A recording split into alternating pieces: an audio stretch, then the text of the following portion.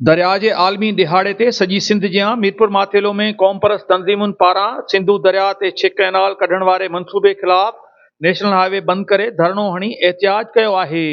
पंजाब ऐं सिंध खां ईंदड़ वेंदड़ गाॾियुनि जूं कतारूं लॻल हुयूं। उन मौक़े ते अॻवाननि मोले ॾिनो मीर बहर, वहीद सिंधी, रमज़ान कलवड़, नामान सिंधी ऐं ॿियनि जो चवणु आहे त सिंधु दरिया ते छिक कैनाल कढण वारे मंसूबे जी असीं मुखालफ़त करियूं था। सिंधु दरिया असांजो जियापो आहे। वफ़ाक़ सरकार सिंध जूं ज़मीनूं बंजर करण थो चाहे।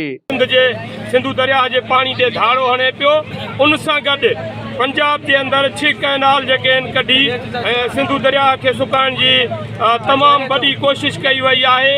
ही सिंधु दरिया खे हिन वक़्तु जेको सिंधु ते हमिलो थियो आहे, अरबन जी फतेह खां पोइ तमामु वॾो वाक़ियो रौन मां थियो आहे, जंहिं ते सिंधी माण्हू अॼु सरापा एहतिजाज आहिनि। सिंधु जे किनारे ते सिंध जे रोड रस्तनि ते जेको आहे सिंधु दरिया जे जियापे जे लाइ असीं पुरअमन एहतिजाज कयूं पिया। सिंध जी अवाम जो सख़्त एतिराज़ बावजूद सिंध ते कैनाल कढिया पिया वञनि, जेका नाइंसाफ़ी आहे। हुननि चयो त सिंध जी सरसब्ज़ धरती खे साज़िश तहत सुकाइण लाइ ही मंसूबो आंदो वियो आहे।